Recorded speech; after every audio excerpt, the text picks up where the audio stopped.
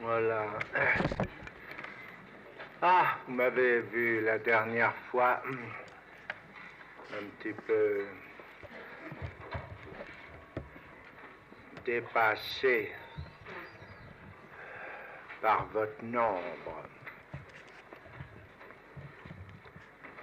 Comme il est... Comme ça, il me laisse l'espoir, enfin, qu'il se réduise.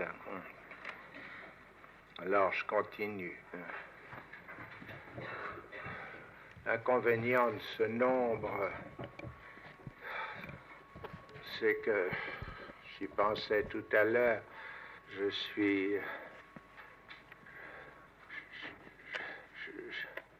suis amené, enfin,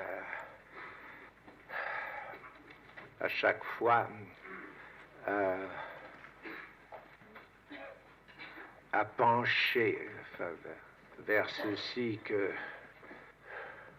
si je vous parle, ça ne peut être que pour la première fois. C'est-à-dire que c'est une notion d'ordre.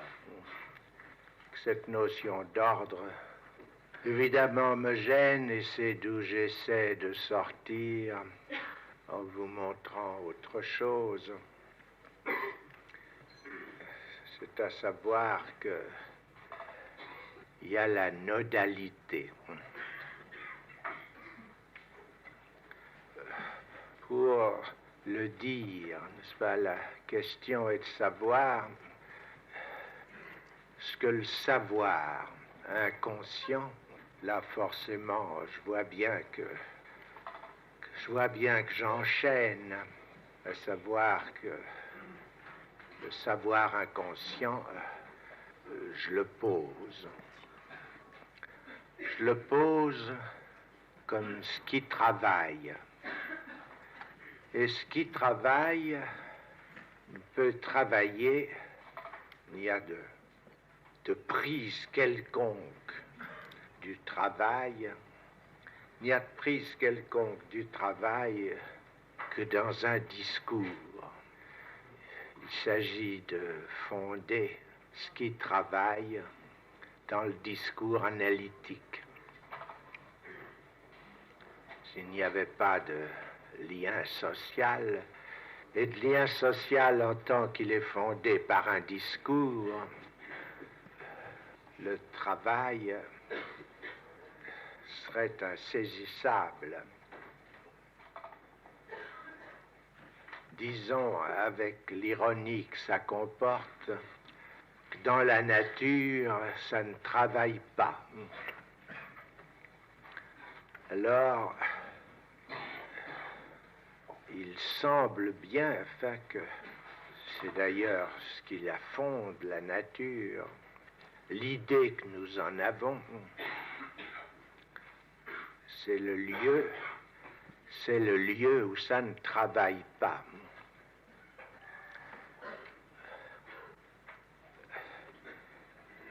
Le savoir en tant qu'inconscient, en tant que en nous, ça travaille, semble donc impliquer une supposition. C'est une supposition, me direz-vous, pour laquelle nous n'avons pas besoin de nous forcer, puisqu'en somme, c'est nous-mêmes, le sujet, l'épikeiménon, tout ça, ça veut dire exactement la même chose.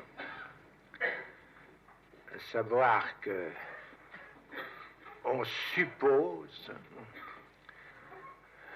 que quelque chose existe qui s'appelle, que j'ai désigné comme l'être parlant, ce qui est un pléonasme, puisqu'il n'y a d'être que de parler.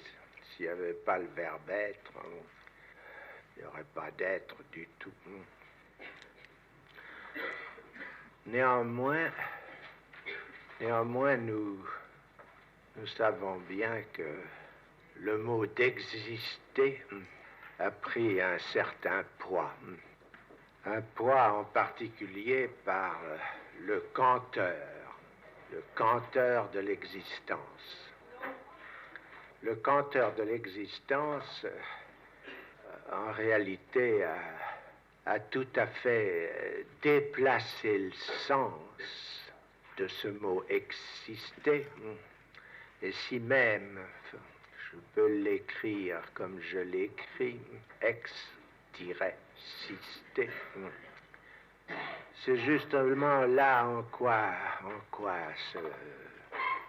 se marque l'originalité de ce canteur.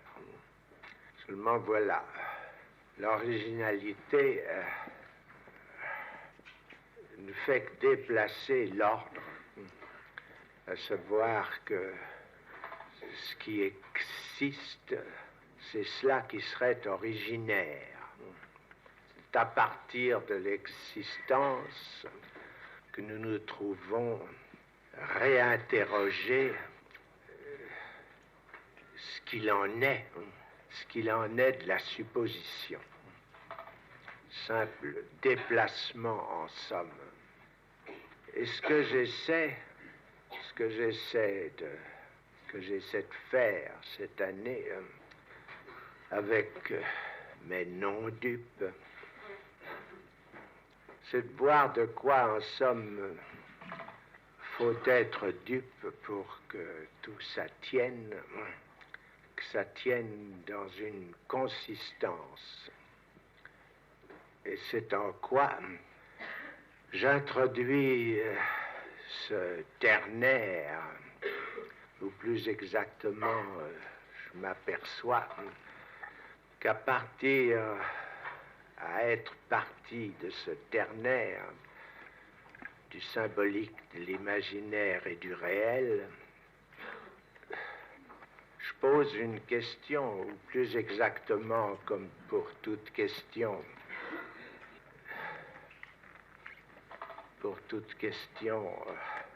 c'est de la réponse qu'elle est partie. De la réponse qui, à maintenir comme distinct le réel, nous fait nous poser la question où se situe ce savoir inconscient dont nous sommes travaillés dans le discours analytique. Il est bien certain que c'est le discours qui nous fait coller, le discours analytique, qui nous fait coller à savoir d'une façon qui n'a pas de précédent dans l'histoire. Pourquoi, après tout, pourrions-nous pas considérer ce discours lui-même comme contingent, puisqu'il part d'un dire qui fait événement, celui que j'essaie de prolonger devant vous. Et la question de la contingence de ce dire, c'est bien autour de celle-là que nous tournons. Si ce dire n'est que contingent, et aussi bien c'est de cela qu'il faut rendre compte, où se situe le réel? Est-ce que le réel n'est jamais que supposé? Dans ce nœud que je profère, dans ce nœud fait du symbolique et de l'imaginaire, en tant que c'est seulement quelque chose qui, avec fait trois, qu'il est nous, c'est du réel qu'il s'agit. Qu'il soit trois, C'est à cela que tient le réel. Pourquoi le réel est-il trois? C'est une question que je fonde, que je justifie de ceci, qu'il n'y a pas de rapport sexuel. En d'autres termes, que je le précise de ceci, qui puisse s'écrire, moyennant quoi ce qui s'écrit, c'est que, par exemple, n'existe pas de F tel entre X et Y, qui ici signifie le fondement de tels des êtres parlants à se choisir comme de la partie mâle ou femelle, cette fonction qui ferait le rapport, cette fonction de l'homme par rapport à la femme, cette fonction de la femme par rapport à l'homme, il n'en existe pas qui puisse s'écrire. C'est ça la chose que je produis devant vous. C'est ce que, quelque part, car je me répète, comme tout le monde, il n'y a que vous pour ne pas vous en apercevoir, c'est ça que j'ai déjà énoncé sous le nom de la chose freudienne. Ça y est, en long et en large, mais bien sûr, c'est tout à fait passé inaperçu pour une simple raison, c'est que nous en restons dans cet imaginaire qui est justement ce que met en question la moindre expérience du discours analytique. C'est qu'il n'y a rien de plus flou que l'appartenance à un de ces deux côtés, celui que je désigne de X et l'autre de Y, justement en ceci que du même coup, il faut que je marque qu'il n'y a nulle fonction qui les relie. Alors, il s'agit de savoir comment tout de même ça fonctionne, à savoir que tout de même ça baise là-dedans. En énonçant ceci, il faut quand même que je décolle de quelque chose qui est une supposition qu'il y a un sujet, mâle ou femelle. C'est une supposition que l'expérience rend très évidemment intenable et qui implique que ce que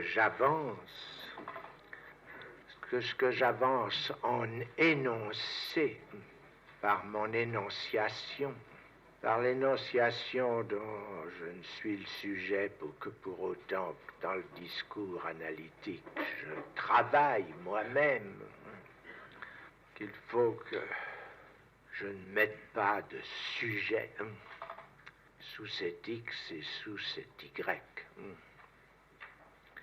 Il faut donc que l'énoncé, et rien que déjà écrire ceci au tableau, il faut donc que mon énoncé n'implique pas de sujet.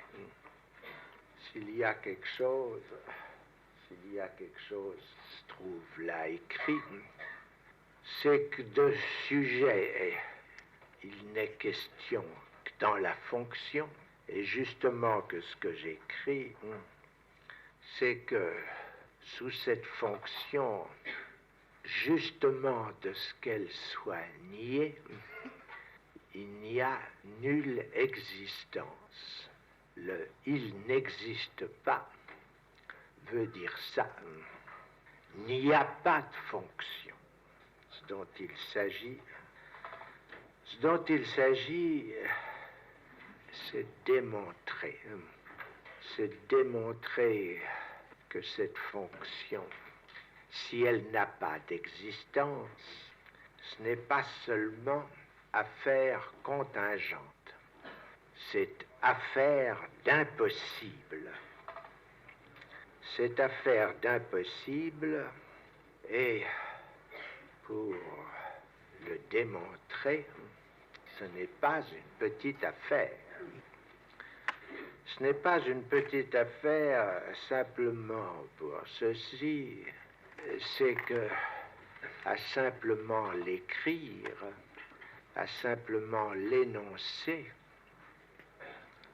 même seulement dans l'écriture, la chose ne tient que jusqu'à preuve du contraire, à savoir jusqu'au moment où quelque chose de contingent s'inscrive en faux contre ce dire, et par bonheur, si je puis dire, bonheur, les deux mots séparés, s'écrivent F, X, virgule, Y. Il y a une fonction qui noue le X et le Y, et que ça a cessé de ne pas s'écrire.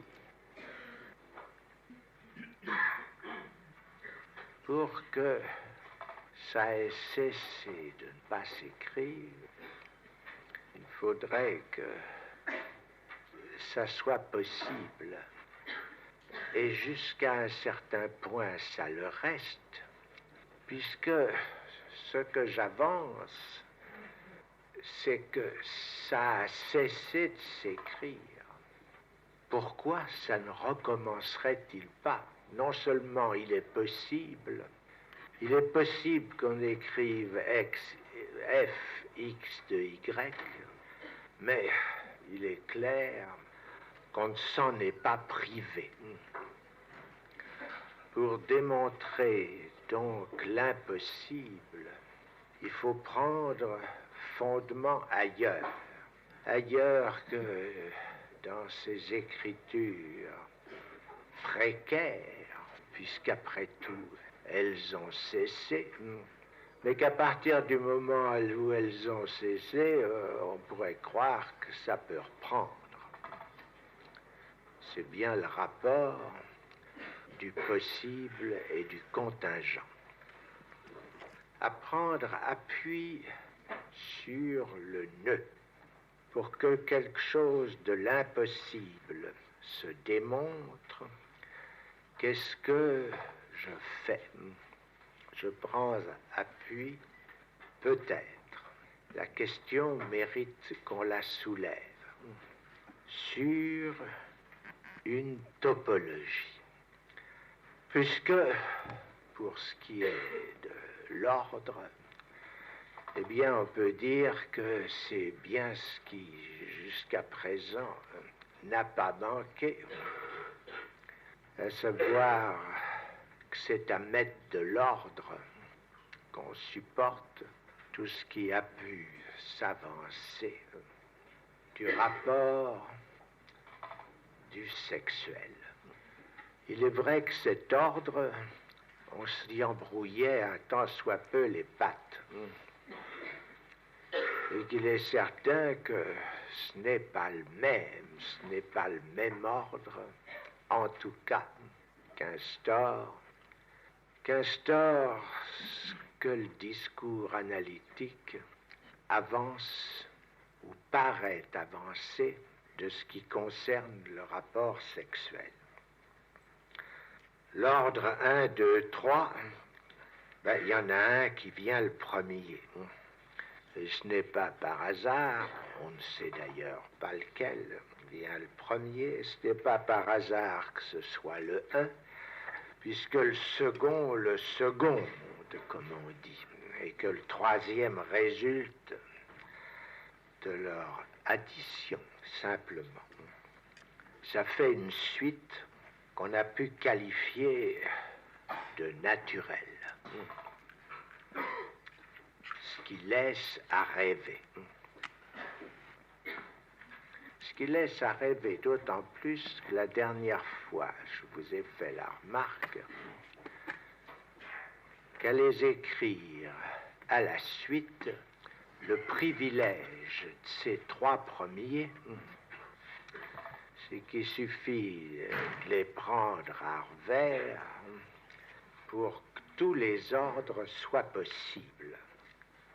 Il suffit en effet qu'il y ait 1, 2, 3 ou 1, 3, 2, c'est ça que j'appelle les prendre à revers, pour que les 6 autres façons d'arranger le 1, 2, 3 soient possibles.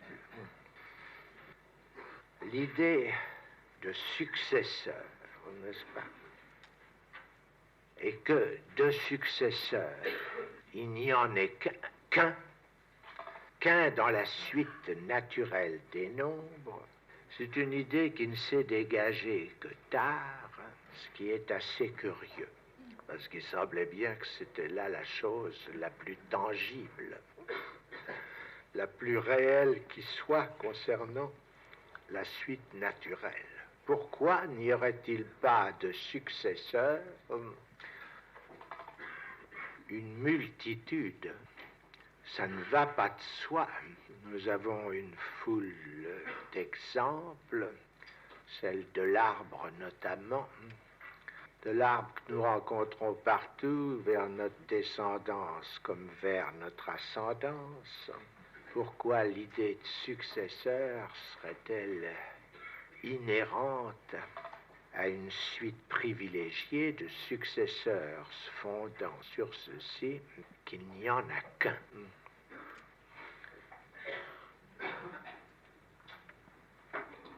Qu'il n'y en ait 3 dans tel cas privilégié, a certainement rapport à ce qu'il y ait de l'un. Il y a de l'un, c'est comme ça que je me suis exprimé. Mais il est tout à fait imaginable que le 3 ne soit pas pris dans l'ordre. Ça, c'est pas nouveau, hein? Le fameux triangle dont les Grecs ont tiré parti, le parti que vous savez, repose là-dessus. Et avec lui, toute la géométrie qu'ils en ont extraite, et par quoi longtemps l'idée claire a été première au regard du distinct. L'idée claire et distincte qu'on dit, moyennant quoi c'est more géométrico, qu'on a démontré pendant des siècles et que ça a été un idéal et que ça le reste encore. Le lien de la mesure avec le phénomène de l'ombre, je souligne phénomène, c'est-à-dire avec l'imaginaire en tant qu'il suppose la lumière, a instauré cet ordre qu'on appelle harmonique, a instauré, fondé tout ce qu'il en est de la proportion, d'une proportion qui était le seul fondement de la mesure, et a instauré un ordre, un ordre qui a servi une fille. C'est de là que partie d'idée, de supposition. Parce que, à fonder les choses sur cet imaginaire, il fallait qu'il y ait derrière autre chose, une substance. C'est la même chose, c'est le même mot que supposition, sujet et tout ce qui s'ensuit. Toute cette affaire était par trop, si je puis dire, par trop phénoménale. Quand je témoigne, quand je dis que le nœud, c'est ça qui me cogite, et que mon discours, pour autant qu'il est le discours analytique, que mon discours en témoigne. Il se trouve que, parce que je fais quelques pas de plus que vous, il est borroméen en l'occasion, ce nœud, mais il pourrait être autre. Même s'il était autre, ma question de savoir en quoi ça a rapport avec ce qui distingue la topologie, avec ce qui distingue la topologie de l'espace fondé par les Grecs, l'espace en tant qu'il a donné une première matière à décoller de la supposition. Qu'est-ce que suppose la topologie? La topologie ne suppose dans ce qu'il en est de l'espace qu'une consistance. Vous le savez ou vous ne le savez pas. En tous les cas, je ne peux pas vous faire un cours de topologie, mais rien n'exclut que vous vous reportiez au texte mathématique où s'est élaborée cette notion à partir de l'abandon de la mesure comme telle, à savoir, quelle qu'en soit de cette mesure la relativité, puisqu'aussi bien elle ne se produit que d'homothétie, pour savoir l'heure et la hauteur du soleil, nous n'avons rien que le rapport de l'ombre avec le piquet qui la projette. C'est sur le triangle que tout repose concernant la mesure.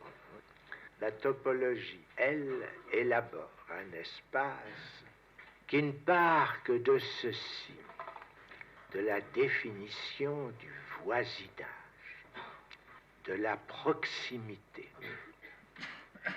Ça a le même sens. C'est une définition du proche qui part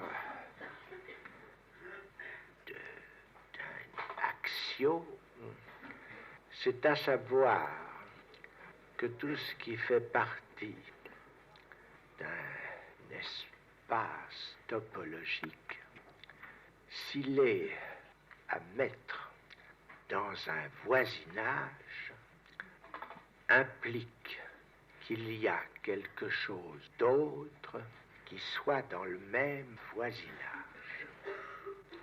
La notion pure de voisinage implique donc déjà triplicité et ne se fonde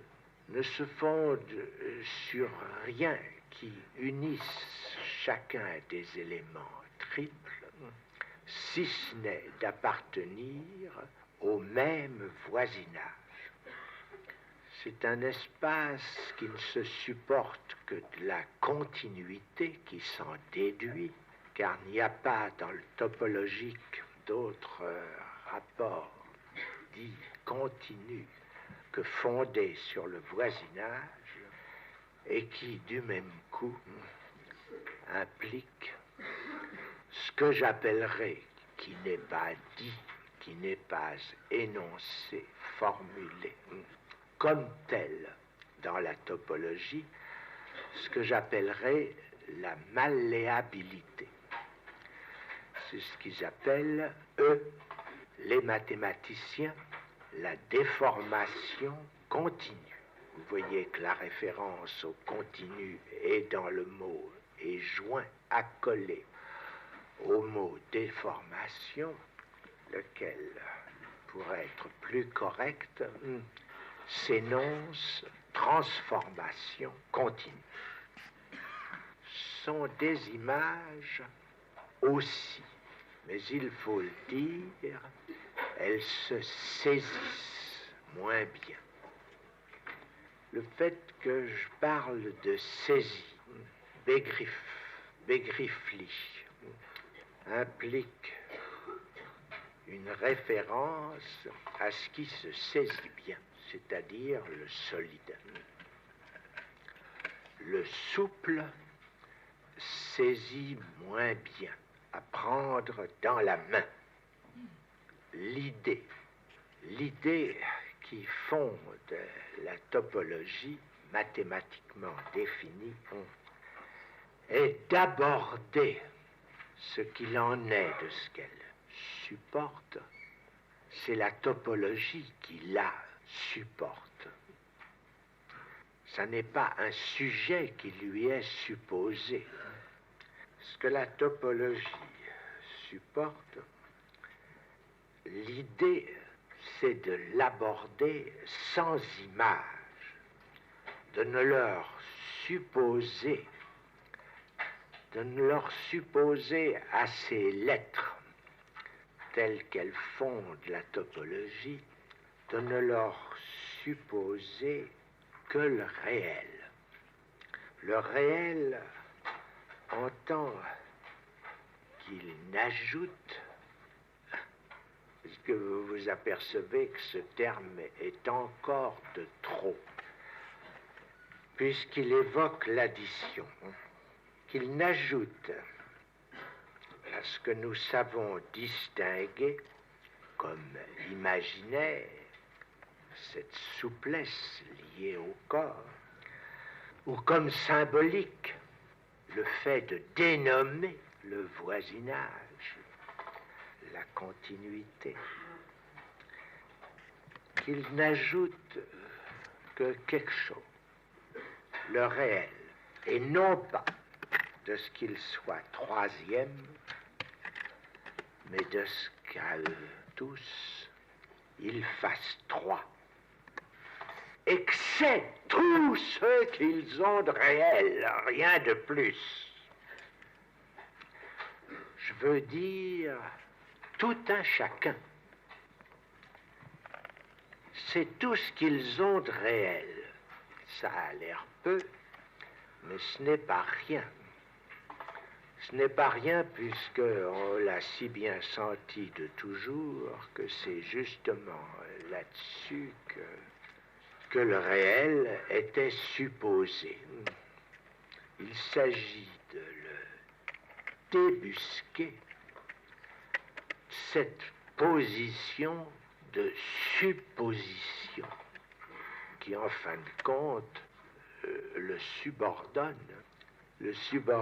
à ce qu'on imagine ou à ce qu'on symbolise. Tout ce qu'ils ont de réel, c'est que ça fasse trois. Là, 3 n'est pas une supposition grâce au fait que nous avons, grâce à la théorie des ensembles, élaboré le nombre cardinal comme tel. Ce qu'il faut voir, ce qu'il faut que vous supportiez, c'est ceci, c'est de mettre en question que ce n'est pas un modèle, ce qui serait de l'ordre de l'imaginaire. Ce n'est pas un modèle parce que par rapport à ce 3, vous êtes non pas son sujet, l'imaginant ou le symbolisant, vous êtes coincé. Vous n'êtes que, en tant que sujet, vous n'êtes que les patients de cette triplicité. Vous êtes les patients d'abord parce que c'est déjà dans la langue. Il n'y a pas de langue où le 3 ne s'énonce. C'est dans la langue et c'est aussi dans le fonctionnement qui s'appelle le langage, c'est-à-dire la structure logique telle que, tout naïvement, enfin, le premier qui est commencé là-dedans, par exemple, enfin le premier à notre connaissance, bien sûr, le premier à notre connaissance, à savoir Aristote, enfin celui dont on a justement des écrits, il a bien fallu qu'il manipule la chose avec des petites lettres et que ça ne peut pas se manipuler sans qu'il y en ait 3. À part ceci, bien sûr, qu'il y restait quelque chose de la supposition du réel, et que ce réel, il n'a pas cru pouvoir le supporter d'autre chose que le particulier dont il s'imagine que c'est l'individu, alors que justement, en le situant dans la logique comme particulier, il montrait bien que de l'individu, il ne se faisait qu'une notion tout imaginaire. Le particulier est une fonction logique et qu'il lui est donné pour support le corps individuel, et très précisément, enfin, le signe qu'il lui fallait une supposition. Un dire qui ne suppose rien, sinon que triple est le réel. J'ai dit triple, c'est-à-dire 3, non pas 3e. C'est en quoi consiste le dire que je me trouve contraint d'avancer par la question du non-rapport en tant qu'il touche spécifiquement à ce qu'il en est de la subjectivation du sexuel. Mon dire consiste en ce réel qui est ce dont le 3 insiste au point de s'être marqué dans la langue. Il ne s'agit pas là d'une pensée, puisqu'en tant que pensée, elle est, si je puis dire, encore vierge. Et aussi bien la pensée au regard de ce qui supporte de cette avancée du 3 comme nœud et comme rien d'autre. La pensée n'est que ce que j'ai appelé tout à l'heure ce qui se cogite, c'est-à-dire un rêve noir, celui dans lequel communément vous habitez. Car s'il y a quelque chose à quoi nous initie l'expérience analytique,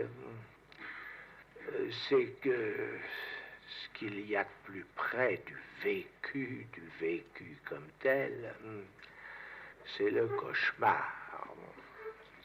Il n'y a rien de plus parent de la pensée, même de la pensée qui se veut claire et distincte.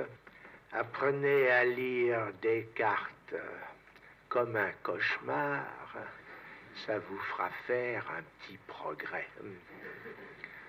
Comment même Pouvez-vous ne pas apercevoir que ce type qui se dit « je pense donc je suis », c'est un mauvais rêve. L'événement, lui, l'événement ne se produit que dans l'ordre du symbolique. Il n'y a d'événement que de dit.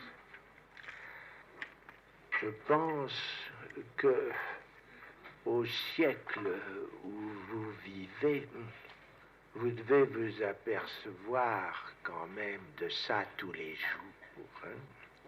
Cette pluie d'informations, si je puis dire, au milieu desquelles on peut s'étonner que vous subsistiez encore, que vous gardiez votre jugeote, à savoir que vous vous en fassiez finalement pas trop. Hein.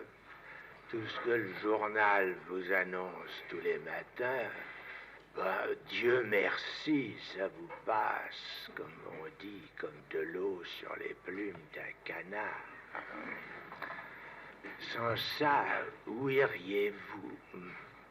Il faut tout de même bien qu'il y ait quelque chose de fallacieux dans lequel, hélas, le malentendu de mon dire, je veux dire celui même que je vous tiens ici, pour autant que j'en suis moi-même la victime, auquel il faut donc qu'un certain dit, le dire sur le dit, ait contribué pour que vous puissiez croire que dans ce qui fait tenir votre corps, c'est une circulation d'informations partie de je ne sais quels endroits, de prime abord de l'ADN qu'on vous dit,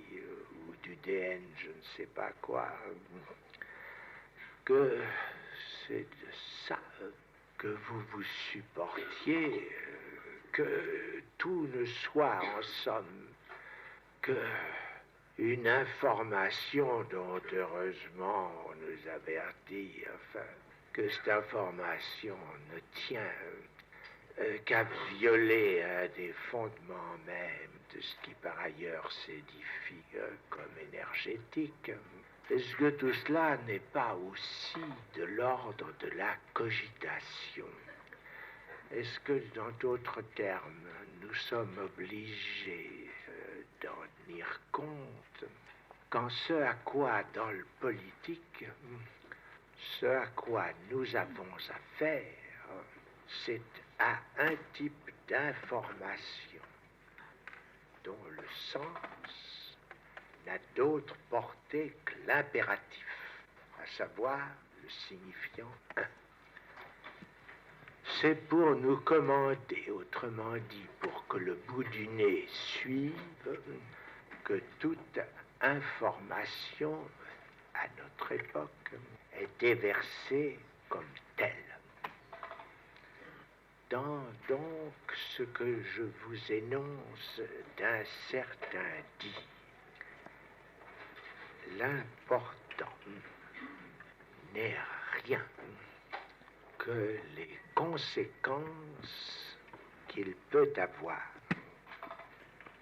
Encore faut-il, pour qu'il ait ces conséquences, que je m'en donne la peine.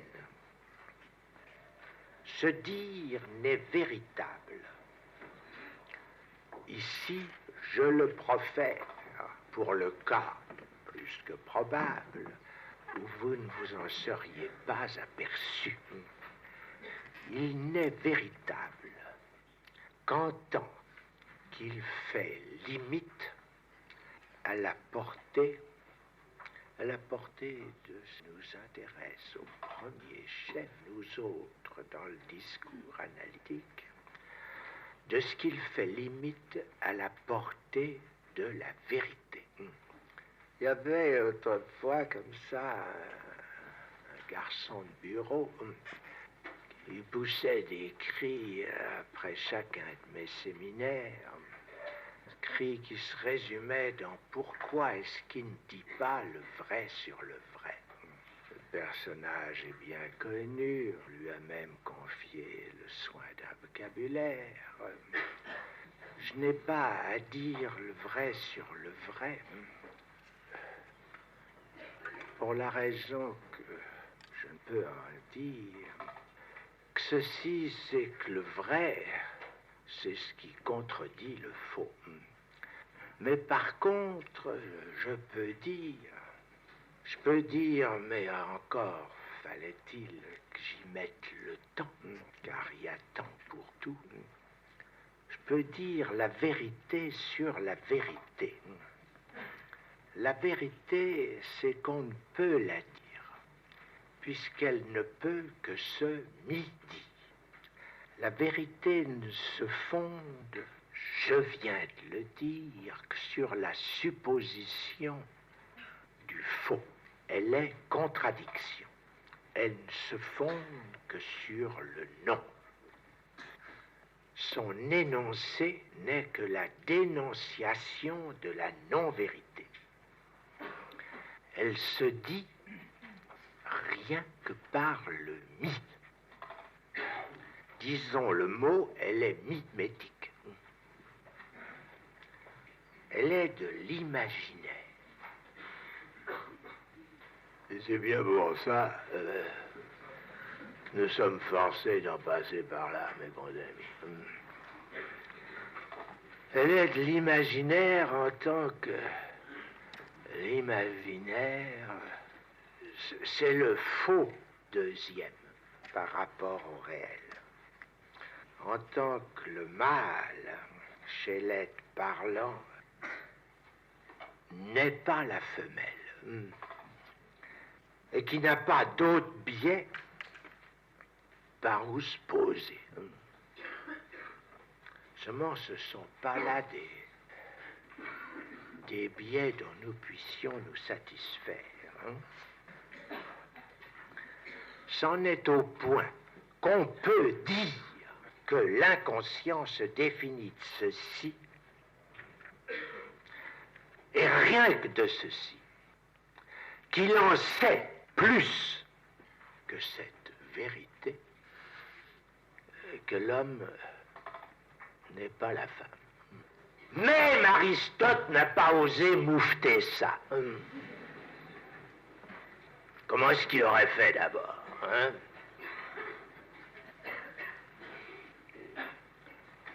Dire aucun homme n'est femme, ça aurait été vachement culotté, alors, surtout à son époque.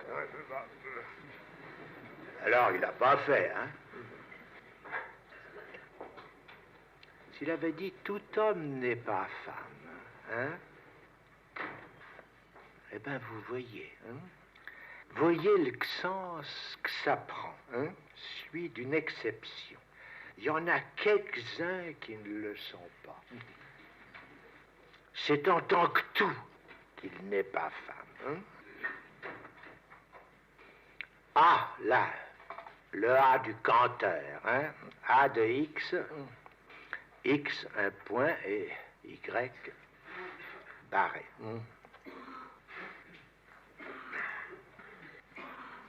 Seulement, l'ennuyeux, c'est que c'est pas vrai du tout. Et que ça saute aux yeux que ce ne soit pas vrai. Et que la seule chose qu'on pourrait écrire, c'est que il n'existe pas de X dont on puisse dire qui ne soit pas vrai. Qu'être homme, ce n'est pas être femme. Tout ceci, bien sûr, il faut le noter au passage, suppose que le 1 est triple. À savoir qu'il y a le un dont on fait le tout, à savoir ce qui s'unifie comme tel. Il y a le un qui veut dire l'un quelconque, à savoir ce que je vous dirai tout à l'heure. Et puis il y a le un unique qui seul fonde le tout. Nier l'un unique, c'est là le sens de la barre sur le compteur de l'existence. Pour ce qui est de l'un quelconque, il nous faut bien le considérer comme un vide pur. Que le savoir inconscient soit topologique, c'est-à-dire qu'il ne tienne que de la proximité, du voisinage, non de l'ordre. C'est en quoi j'essaie de dire, fondé là-dessus, qu'il est nodal. Ce qui est à traduire de ceci, qu'il s'écrit ou ne s'écrit pas. Il s'écrit quand je l'écris, que je fais le nœud borroméen. Et quand vous essayez à cet instant de voir comment ça tient, c'est-à-dire que vous en faites, que vous en cassez un, les deux autres se baladent. Il ne s'écrit plus. Et c'est là que se voit, que s'amorce la convergence du nodal et du modal. Donc, ce savoir inconscient ne se supporte pas de ce qu'il insiste, mais des traces que cette insistance laisse. Non pas de la vérité, mais de sa répétition en tant que c'est, en tant que vérité, qu'elle se module. Ici, il faut que j'introduise ce dont se fonde le voisinage comme tel. Le voisinage comme tel se fonde de la notion d'ouvert. Ceci, la topologie en abat tout de suite la carte. C'est d'ensemble en tant qu'ouvert qu'elle se fonde. Et c'est bien en quoi elle aborde par le bon biais ceci, que la classe ne se ferme pas. C'est-à-dire qu'elle accepte le paradoxe qui n'est paradoxe que d'une logique prédicative. À savoir que si la logique renonçait simplement à l'être, c'est-à-dire que soit rayée purement et simplement la logique propositionnelle, il n'y aurait pas de problème. Le problème, s'il y en a un, le problème désigné de paradoxe étant seulement celui-ci, que la classe homme n'est pas un homme. Tous les paradoxes ramènent à ça. Qu'est-ce que ça veut dire? Sinon qu'à la rigueur, ce que nous pouvons désigner d'homme est un ensemble ouvert, ce qui saute aux yeux. Alors, voyons bien ceci. La vérité a une limite d'un côté. Et c'est pour ça qu'elle est midi. Mais de l'autre, elle est sans limite. Elle est ouverte. Et c'est bien en quoi peut l'habiter le savoir inconscient. Parce que le savoir inconscient, c'est un ensemble ouvert. Vous voyez, je l'étale, hein, que l'amour, ça me tracasse. Vous aussi, bien sûr, mais pas comme moi.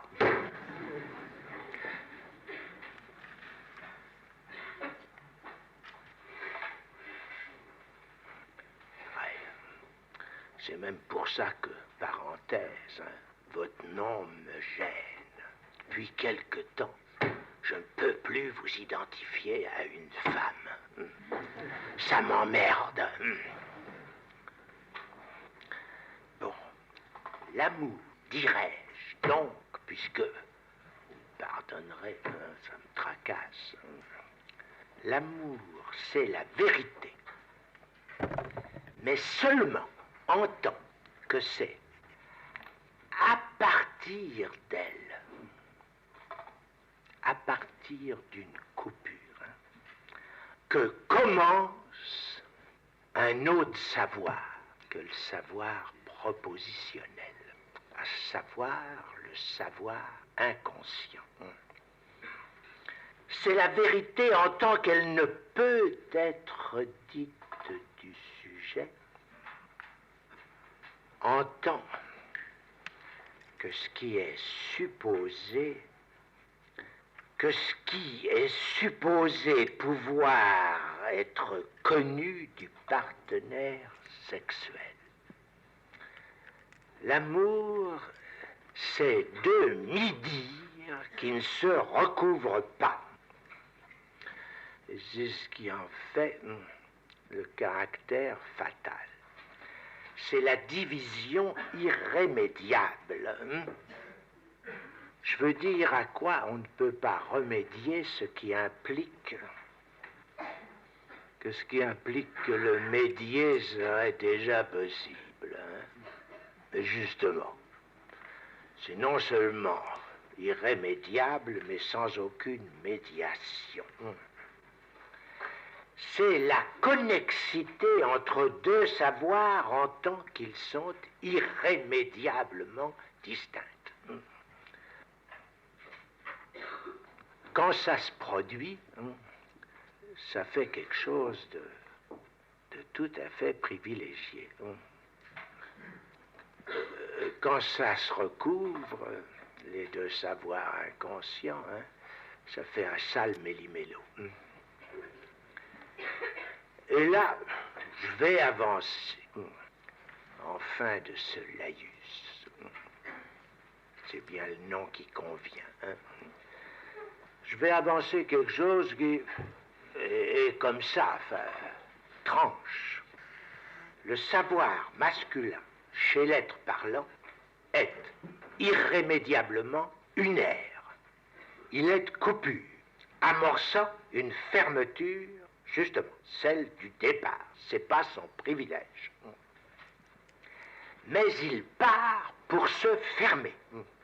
Et c'est de ne pas y arriver qu'il finit par se clore sans s'en apercevoir. Le savoir masculin chez l'être parlant, c'est le rond de ficelle. Il tourne en rond. En lui, il y a de l'un au départ comme trait qui se répète d'ailleurs sans se compter.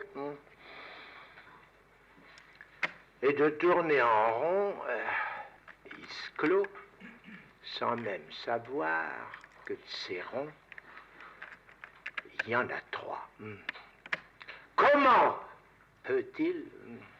comment pouvons-nous supposer qu'il y arrive à en connaître un bout de cette distinction élémentaire? Ben, heureusement pour ça, il y a une femme. Je vous ai déjà dit que la femme, naturellement, c'est ce qui résulte de ce que j'ai déjà écrit au tableau, que la femme, ça n'existe pas. Mais une femme, ça peut se produire quand il y a nœud, ou plutôt tresse. Chose curieuse, la tresse, elle ne se produit que ce qu'elle imite l'être parlant mâle, parce que elle peut l'imaginer, elle le voit strangulé par ces trois catégories qui l'étouffent. Il n'y a que lui à ne pas le savoir jusque-là. Il le voit imaginairement, mais c'est une imagination de son unité. À savoir de ce à quoi l'homme lui-même s'identifie. Non pas de son unité, comme savoir inconscient, parce que le savoir inconscient, il reste plutôt ouvert. Alors, avec cette unité, elle boucle une tresse. Pour faire un nœud borroméen, je vous l'ai dit, faut faire les 6 gestes grâce à quoi ils sont dans le même ordre, à ceci près que justement, rien ne permet de les reconnaître. C'est bien pour ça qu'il faut en faire 6, à savoir épuiser l'ordre des permutations 2 à 2. Et savoir d'avance qu'il ne faut pas en faire plus, sans quoi on se trompe. C'est bien en quoi une femme n'est pas du tout forcément dressée, de sorte que c'est pas du tout forcément avec le même élément qu'elle fait le rond au bout du compte. C'est même pourquoi elle reste une femme entre autres, puisqu'elle est définie par la tresse dont elle est capable. Eh bien, cette tresse, il n'est pas du tout forcé qu'elle sache que ça soit qu'au bout de 6, que ça tienne le coup pour faire un nœud borroméen. C'est pas du tout sûr qu'elle sache non plus que le 3, ça a un rapport au réel. Il peut lui en manquer la distinction, de sorte que ça fait un nœud, si je puis dire, encore plus noué, une unité encore plus une. Dans le meilleur cas,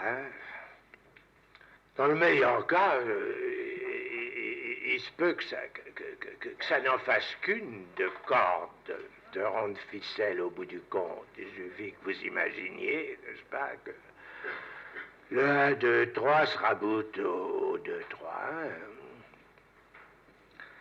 Ça fera un nœud encore bien plus beau, si je puis m'exprimer ainsi, n'est-ce pas?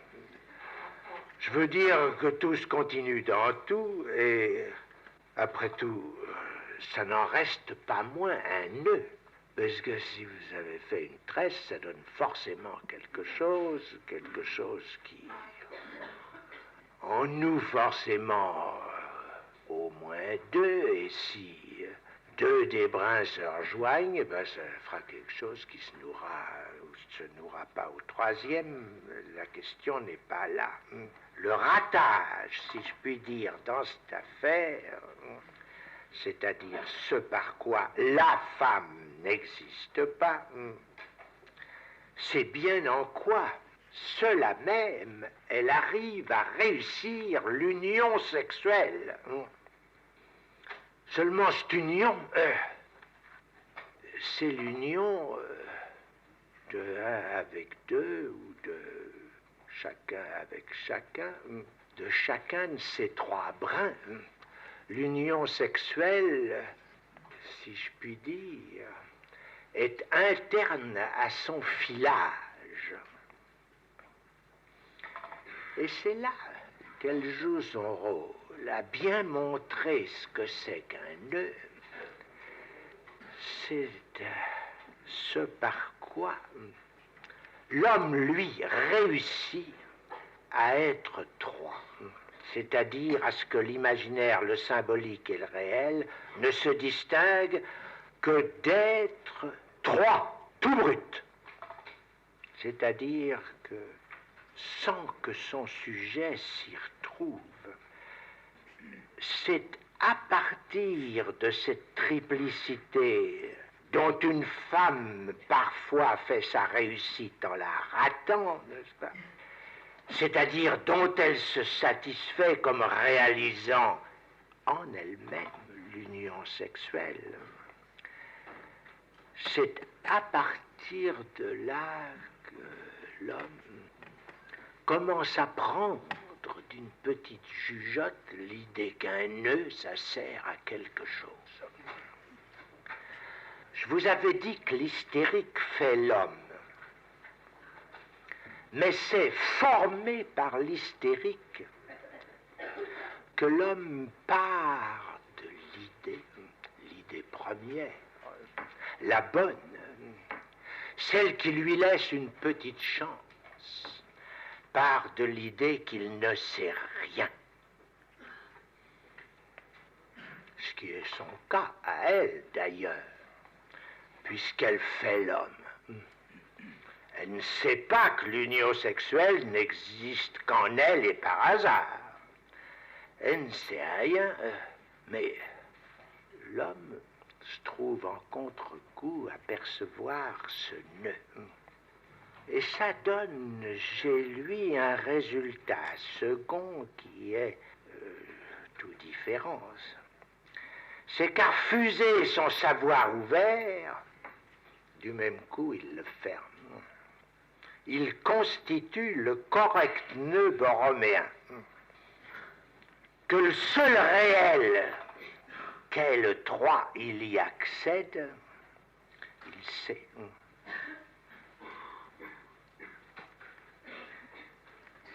Il